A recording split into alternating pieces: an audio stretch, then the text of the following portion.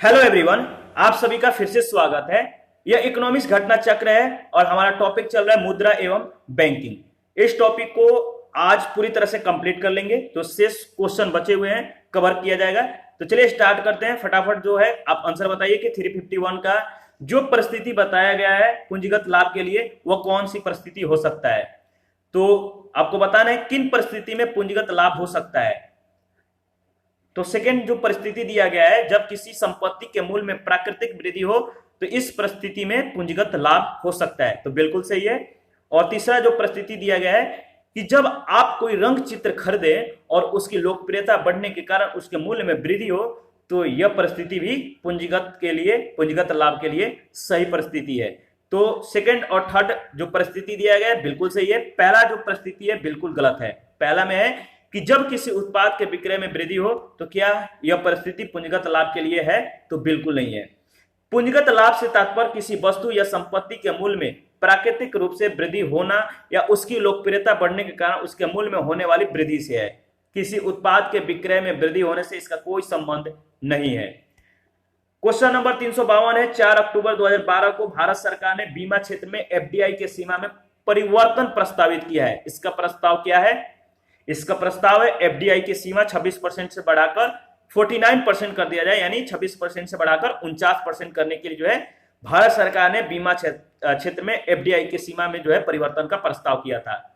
26% से बढ़ाकर 49%। ध्यान रखिएगा, भारत सरकार 4 अक्टूबर 2012 को बीमा क्षेत्र में प्रत्यक्ष विदेशी निवेश की सीमा जो है 26% से बढ़ाकर 49% करने का जो है प्रस्ताव किया था। 2015 के अधिनियम के द्वारा बीमा क्षेत्र में स्वचालित मार्ग के तहत एफडीआई सीमा को 26% से बढ़ाकर 49% किया गया था। वर्तमान की स्थिति के अनुसार अगर बात करें, वर्तमान का मतलब फरवरी 2020 के स्थिति के अनुसार प्रत्यक्ष विदेशी निवेश की सीमा बीमा क्षेत्र में 49% ही है। हालांकि इस मतलब संघीय बजट जो 2019-20 था, इसके प्रस्ताव के तहत अगर बात करें तो बीमा क्षेत्र के मध्यवर्ती संस्थाओं में एफडीआई की सीमा 49% से बढ़ाकर 100% कर दिया गया है।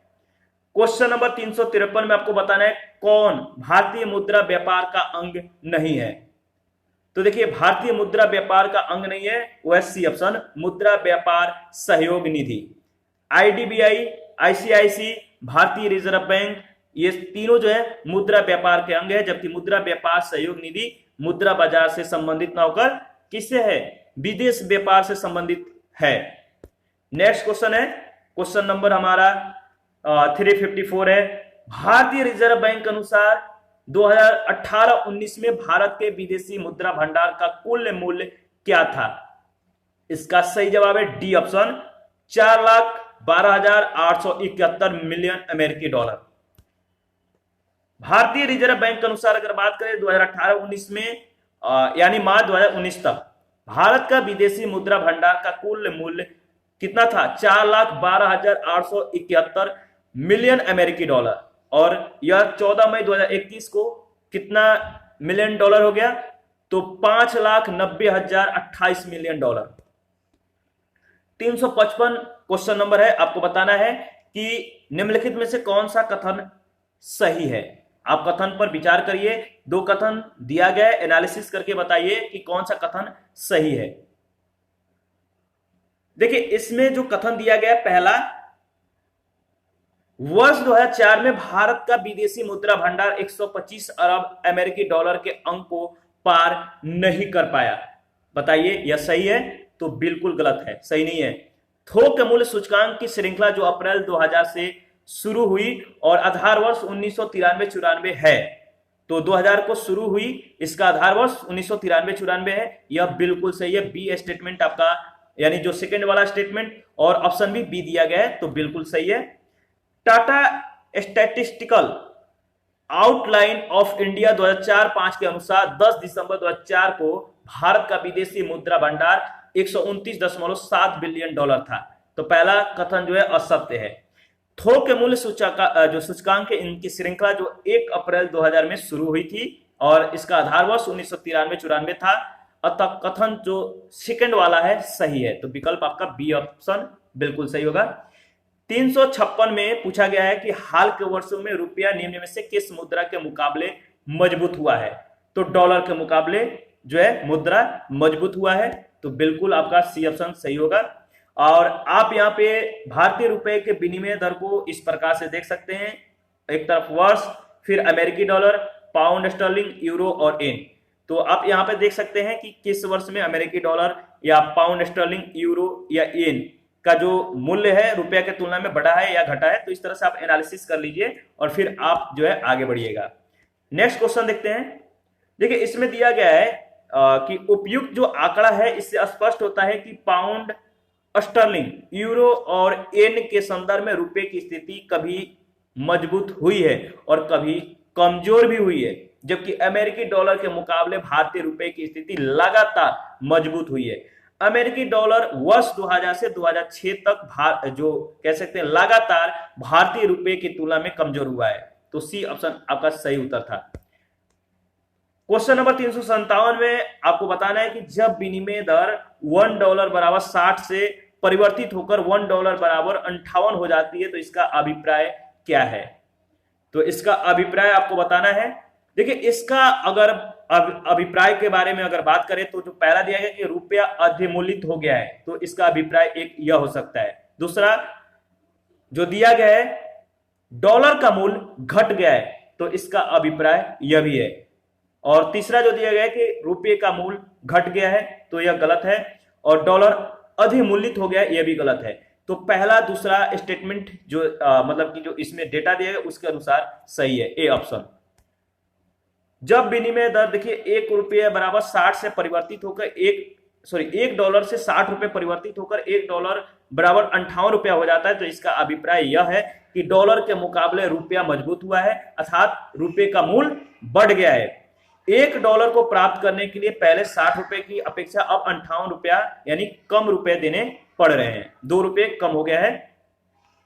क्वेश्चन नंबर 358 है, निम्नलिखित में से कौन सा युग्म सही सुमेलित है, आपको बताना है। जो युग्म सही सुमेलित है वो कौन सा है। पहला है डो जोन्स, इनका संबंध न्यूयॉर्क, और FTSE 100 का संबंध लंदन। तो पहला और तीसरा जो युग में दिया गया सही सुमेलित है, तो इसमें डी ऑप्शन आपका सही जवाब है। देखिए पहला और तीसरा सुमेलित है। दूसरा जो विकल्प दिया गया है शेयर मूल्य सूचकांक हैंग सेंग हांगकांग से संबंधित है, न कि दक्षिण कोरिया के सियोल से। तो ध्यान रखिएगा हैंग सेंग कहां से संबंधित है, हांगकांग से। क्वेश्चन जो 359 में दिया गया है S&P 500 किससे संबंधित है। तो S&P 500 जो है बड़ी कंपनियों के स्टॉक सूचक से जो है संबंधित है। डी ऑप्शन आपका बिल्कुल सही है। और इसके बारे में 2 लाइन है। S&P 500 स्टॉक बाजार का सूचकांक है जिसमें अमेरिकी स्टॉक एक्सचेंजों में सूचीबद्ध 500 बृहद कंपनियां शामिल होती हैं। क्वेश्चन नंबर 360 है, निम्नलिखित युग्मों में से कौन सा एक युग्म सही सुमेलित नहीं है। वह आपका FTSE का संबंध यूके से है, तो सही है। नास्डाक का संबंध यूएसए से है, यह भी सही है। लेकिन जो सुकॉम्प है इसका संबंध सिंगापुर से नहीं है। बाकी निकी का संबंध जापान से है। तो बी ऑप्शन आपका बिल्कुल सही है। सभी स्टॉक मार्केट सूचकांक और उनसे संबंधित देश है जिसमें सिंगापुर सुमेलित नहीं है। सिंगापुर का सूचकांक जो है STI यानी स्ट्रेंथ टाइम्स इंडेक्स है।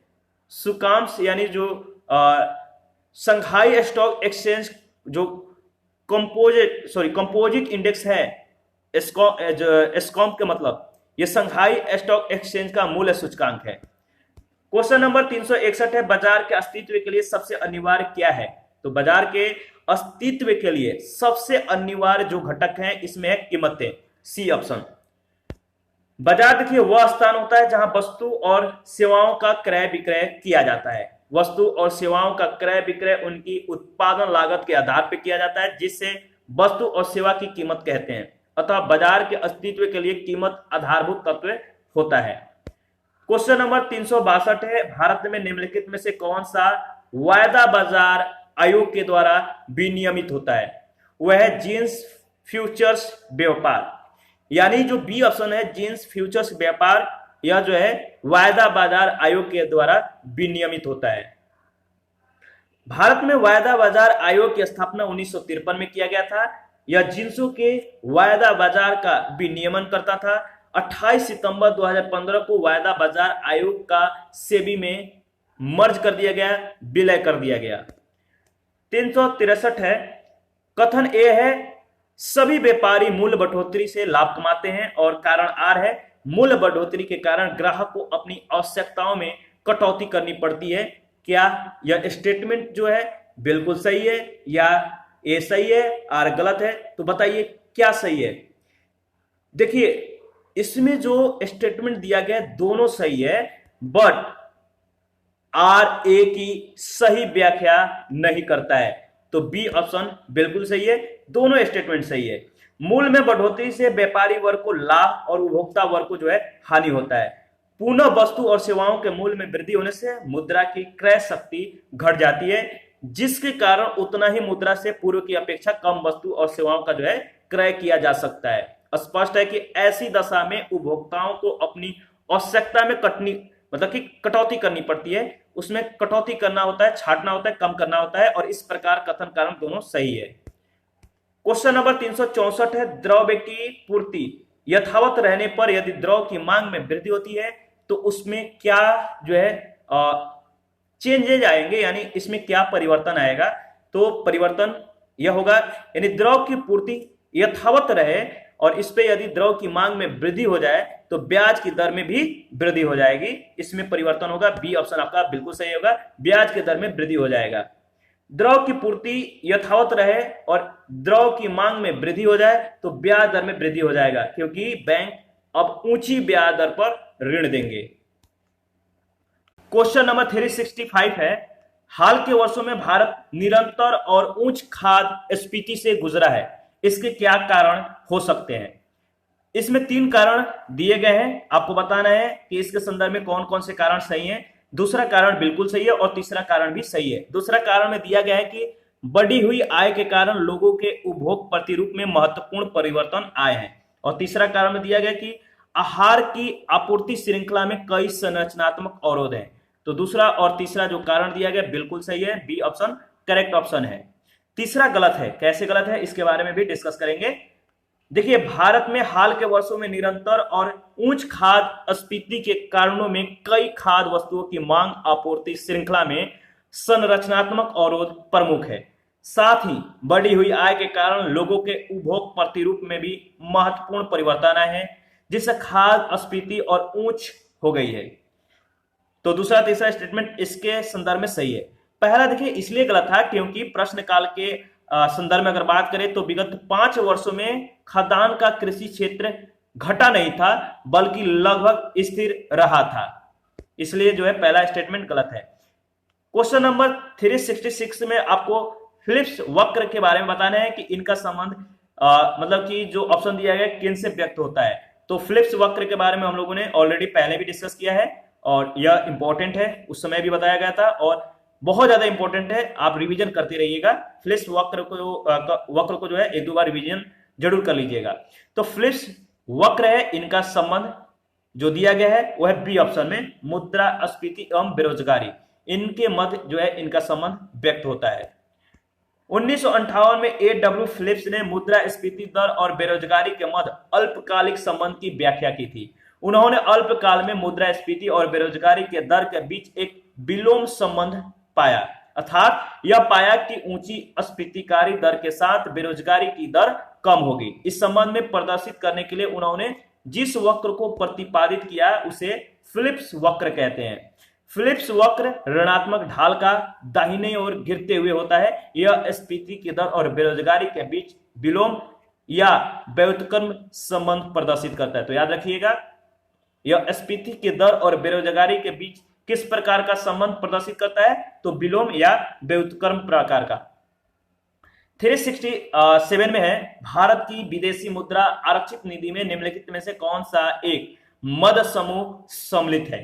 तो मुद्रा आरक्षित निधि में आपको बताना है कि कौन से जो है एक मद समूह में सम्मिलित है। इसका सही जवाब क्या होगा?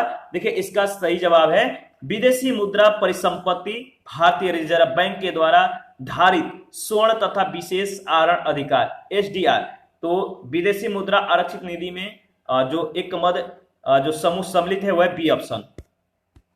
इसके बारे में देख लेते हैं, इंपॉर्टेंट है। देखिए, विदेशी मुद्रा आरक्षित निधियां किसी देश की अर्थव्यवस्था की बाह्य स्थिति के विश्लेषण में एक अनिवार्य तत्व होती है। भारत की विदेशी मुद्रा आरक्षित निधि में से 4 घटकों को जो है सम्मिलित किया जाता है: विदेशी मुद्रा परिसंपत्तियां, स्वर्ण, विशेष आरण अधिकार और आईएमएफ में प्रारक्षित स्थिति। क्वेश्चन नंबर 368 है, स्मार्ट मनी शब्द का प्रयोग होता है।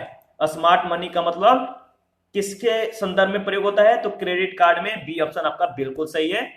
और स्मार्ट मनी शब्द का प्रयोग क्रेडिट कार्ड के लिए किया जाता है। रिजर्व बैंक इसके लिए सूचना तकनीक को बढ़ावा देता है। कह सकते हैं कि इससे क्या करता है रिजर्व बैंक? सूचना इंफॉर्मेशन जो है, इस तकनीक को, सूचना तकनीक को बढ़ावा देता है, प्रोत्साहन करता है, जिससे क्रेडिट कार्ड या स्मार्ट कार्ड आदि का उपयोग करते हुए बैंक अपनी पहुंच अधिक से अधिक ग्राहकों तक बनाए। क्वेश्चन नंबर 369 है, सेम क्वेश्चन है। प्लास्टिक मनी कहा जाता है, किसको कहा जाता है? तो मालूम है आपको, प्लास्टिक मनी देखिए क्रेडिट कार्ड को कहा जाता है, बी ऑप्शन। और जो प्लास्टिक मनी है नगद का एक विकल्प है, कैश का यह एक विकल्प है जिसकी सहायता से वस्तुओं और सेवाओं की खरीदारी की जाती है। प्लास्टिक मनी के उदाहरण credit card, debit card, smart card और एटीएम। क्वेश्चन नंबर 370 है, निम्नलिखित में से कौन से पूर्व भुगतान उपकरण नहीं है? तो पूर्व भुगतान उपकरण नहीं हुआ है आपका राष्ट्रीयकृत बैंक का साख पत्र, सी ऑप्शन बिल्कुल सही है। और इसके बारे में देख लेते हैं। देखिए, राष्ट्रीयकृत बैंक का जो साख पत्र है, क्रेडिट कार्ड है राष्ट्रीयकृत बैंक का, इनको यानी कि साख पत्र पूर्व भुगतान उपकरण नहीं है। राष्ट्रीयकृत बैंक का साख पत्र पूर्व भुगतान उपकरण नहीं है। क्रेडिट कार्ड या उधार कार्ड एक छोटा प्लास्टिक कार्ड है, ठीक है, तो ब्रोइंग जो कार्ड कहते हैं। और यह एक विशिष्ट भुगतान प्रणाली के उपयोगकर्ताओं को जो है जारी किया जाता है, यानी सबको यह जारी नहीं किया जाता है। क्या? क्रेडिट कार्ड, या क्रेडिट कार्ड को उधार कार्ड भी कहते हैं, यानी आप क्रेडिट कार्ड से बिना पहले पैसा यानी प्री पेड किए, मैंने पहले पैसा पेड किए आप उससे कुछ खरीदारी कर सकते हैं। पैसा जो है आप मतलब कि किसी अन्य काम में हेल्प ले सकते हैं क्रेडिट कार्ड से, इसीलिए उसे उधार का कार्ड कहा जाता है। तो यह एक विशिष्ट भुगतान प्रणाली के उपयोगकर्ताओं को जो है जारी करता है, सभी को जारी नहीं होता है। और इस कार्ड के द्वारा धारक इस वादे के साथ वस्तु और सेवाएं जो है खरीद सकते हैं कि बाद में वे इन वस्तुओं और सेवाओं का भुगतान करेंगे। तो विकल्प में दिए गए से सभी पूर्व भुगतानित भुगतान उपकरण है। क्वेश्चन नंबर 371 में है, निजी क्षेत्र के साझा कोषों को भारत में अनुमति मिली, कब मिली थी? तो 1993 में, बी ऑप्शन। 1963 में संसदीय अधिनियम के द्वारा भारतीय यूनिट ट्रस्ट यानी यूटीआई के गठन के साथ साझा कोषों की स्थापना हुई थी। यूटीआई के द्वारा पहला साझा कोष यूएस 64 वर्ष 1964 में प्रारंभ किया गया था और वर्ष 1987 में यूटीआई के अतिरिक्त सार्वजनिक क्षेत्र के बैंक और बीमा कंपनियों के द्वारा भी साझा कोष प्रारंभ किए गए। निजी क्षेत्र के साझा कोषों को भारत में अनुमति जो है वर्ष 1993 में मिली थी। जुलाई 1993 में पंजीकृत होने वाला कोठारी पायनियर अब जो है फ्रैंकलिन टेम्पल्टन में समाहित हो गया है। पहला निजी क्षेत्र का साझा कोष था, तो कोठारी पायनियर पहला निजी क्षेत्र का साझा कोष था, याद रखिएगा। क्वेश्चन नंबर 372 है, हाल ही में यूनिट स्कीम 1964 चर्चा का विषय रहा है, क्यों रहा है आपको बताना है। तो देखिए, इसका सही जवाब है, इसका शुद्ध मूल्य शेयर बाजार में लंबी मंदी के कारण काफी कम हो गया है। यानी जो यूनिट स्कीम 1964 था, इस चर्चा का जो विषय था, इसका शुद्ध मूल्य शेयर बाजार में लंबी मंदी के कारण क्या हो गया था? कम हो गया। तो ए ऑप्शन आपका बिल्कुल सही है। 1998 में यूटीआई एक यूनिट स्कीम 64 संकटग्रस्त हो गया। तो यूटीआई का जो एक यूनिट था स्कीम 64 यह क्या हो गया था? 1998 में संकटग्रस्त हो गया था। बॉम्बे स्टॉक एक्सचेंज सूचकांक अक्टूबर 1998 में 224 अंक गिर गया और यूनिट स्कीम 64 का बाजार मूल्य कम होकर कितना हो गया? 8200 करोड़ रुपए रह गया था। और इसमें 4200 करोड़ रुपए का जो है मूल्यह्रास हुआ था, यानी लगभग 33% का इसको जो है हानि हुआ था। क्वेश्चन नंबर 373 है, सामान्य कीमत स्तर में बढ़ोतरी निम्नलिखित में से किन कारणों से हो सकती है? तो सामान्य कीमत स्तर में बढ़ोतरी आपको बताना है किन कारणों से हो सकता है। तो देखिए जो इसमें मतलब कि जो ऑप्शन दिया गया है आपको उसके अनुसार बताना है। तो इसमें जो पहला है, द्रव्य की पूर्ति में वृद्धि से, उत्पादन के समग्र स्तर में गिरावट से। तो ये दोनों बिल्कुल सही हैं, यानी जो सामान्य कीमत स्तर है इसमें बढ़ोतरी के जो कारण है, दोनों कारण हो सकता है। और जो इसमें नेक्स्ट तीसरा कारण है ये भी सही है, प्रभावी मांग में वृद्धि। तो डी ऑप्शन आपका बिल्कुल सही है। उत्पाद के स्तर में गिरावट, वस्तु के प्रभावी मांग में वृद्धि और मुद्रा के पूर्ति में वृद्धि समान कीमत स्तर में वृद्धि ला देगी। 374, राज्य भविष्य निधि के अंतर्गत सरकार जो मुद्रा पाती है उसको जमा किया जाता है किस निधि में? इसका सही जवाब है सार्वजनिक लेखा निधि में, डी ऑप्शन। राज्य भविष्य निधि के अंतर्गत जो सरकार जो मुद्रा पाती है उसको जमा किया जाता है किसमें? तो सार्वजनिक लेखा निधि में, डी ऑप्शन। भारत का संविधान केंद्र सरकार के लिए 3 प्रकार के निधियों की व्यवस्था करता है। पहला भारत की संचित निधि, दूसरा भारत की सार्वजनिक लेखा निधि और जो तीसरा है भारत की आकस्मिकता निधि। राज्य भविष्य निधि के अंतर्गत सरकार जो धन पाती है उसको सार्वजनिक लेखा निधि में जमा जो है इनके द्वारा किया जाता है, यानी इनको जमा कहां किया जाता है? सार्वजनिक लेखा निधि में। 375 है, सार्वजनिक वस्तुओं की कीमत निर्धारण के लिए छाया कीमतों की अवधारणा को किसने प्रतिपादित किया था? तो इसका सही जवाब है जे टिनबर्गिन ने, ए ऑप्शन आपका बिल्कुल सही है। देखिए कल्पित या कीमत या छाया कीमत यानी शैडोज प्राइस जिसे हम कहते हैं, इनका प्रयोग पूंजी निवेश के प्रस्तावों के मूल्यांकन के लिए किया जाता है और के इनको जो है जे किसने? टिनबर्गिन ने और होलिस ने प्रतिपादित किया था। इन दोनों का नाम याद रखिएगा, जे टिनबर्गिन और होलिस। नेक्स्ट क्वेश्चन है, क्वेश्चन जो है आपको बताना है 376 में कथन ए, सरकार के बजट में घाटे का एक बड़ा स्रोत मतलब कि सहाय है और कारण आर है, भारतीय कृषि में विकसित देशों की तुलना में अर्थ सहायों का स्तर बहुत अधिक है। तो इन दोनों को मतलब आप इन दोनों को पहले एनालिसिस करिए फिर बताइए कि कथन और कारण क्या दोनों सही है, या कथन कारण की सही व्याख्या है या नहीं है, या पहला गलत है दूसरा सही है, दूसरा सही है पहला गलत है, तो आपको बताना है। देखिए अगर बात किया जाए तो इसमें पहला वाला सत्य है, पहला स्टेटमेंट कथन ए जो है सत्य है और जो कारण आर दिया गया गलत है। कैसे गलत है? तो इसका सही जवाब सी ऑप्शन है। कैसे गलत है देख लेते हैं। कथन ए इसलिए सत्य है क्योंकि भारत अपने व्यय का 12% आर्थिक सहायता यानी सब्सिडी जो है मतलब कि बजट 2020-21 में सब्सिडी कुल व्यय का जो है 8.62% है। तो क्या करता है? 12% आर्थिक सहायता के रूप में प्रदान करता है भारत अपने व्यय का, ठीक है, और जो कि बजट घाटे का एक बड़ा यह स्रोत भी है। इसका उद्देश्य होता है किसानों, गरीबों और आम जनता को राहत प्रदान करना। और कारण आर जो सत्य है नहीं है, असत्य है, क्यों है? क्योंकि पश्चिमी देश कृषि क्षेत्र में भारत की तुलना में अधिक आर्थिक सहायता प्रदान करते हैं, इसलिए कारण जो आर है असत्य है, सत्य नहीं है। क्वेश्चन नंबर 377 है, 1995-96 में स्थापित ग्रामीण स्थापना विकास कोष का हिसाब कौन रखता है? तो 1995-96 में जो ग्रामीण स्थापना विकास कोष स्थापित हुआ था इसका हिसाब कौन रखता है? इसका सही जवाब होगा राष्ट्रीय कृषि और ग्रामीण विकास बैंक। तो 1995-96 में स्थापित ग्रामीण स्थापना विकास कोष का हिसाब राष्ट्रीय कृषि और ग्रामीण विकास बैंक रखता है, ठीक है, जिसे हम नबार्ड कहते हैं। 378 है, भारत में निम्नलिखित में से किस संस्था का महत्व सर्वाधिक कम हुआ? इसका सही जवाब क्या होगा? इसका सही जवाब है पेंशन फंड। भारत में पेंशन फंड का महत्व जो है क्रमशः कम होता गया है क्योंकि वेंचर व्यापारी प्राय जो होते हैं अपने पूंजी उपलब्धकर्ता पर निर्भर होते हैं और बैंक प्राय अपने सहयोगी संस्थाओं में निवेश करना चाहते हैं। तो इसी के साथ बैंकिंग और मुद्रा से संबंधित टॉपिक पूरी तरह से फिनिश हो गया। हम लोगों ने करीब करीब जो है 378 क्वेश्चन को डिस्कस किया है।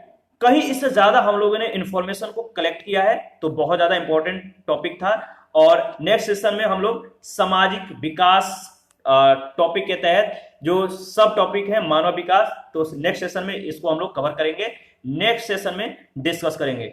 आप अपना प्रतिक्रिया जरूर दीजिए, आपके प्रतिक्रियाओं का हमें बेसब्री से इंतजार रहता है। और आप लोग कमेंट किया करिए, कमेंट करना बहुत सही होता है, हमें पता चलता है कि आप लोग चीजें जो है देख रहे हैं या आप लोग का रिएक्शन किस तरह का होता है। कोई भी डाउट हो आप हमें कमेंट भी कर सकते हैं। और टेलीग्राम चैनल को ज्वाइन करना न भूलें, क्योंकि वहां पे आपको क्विज डेली के जो है कराए जाते हैं, जो कि आपके लिए आने वाले एग्जामों में बहुत हेल्पफुल हो सकता है। तो थैंक यू, मिलते हैं न्यू सेशन में।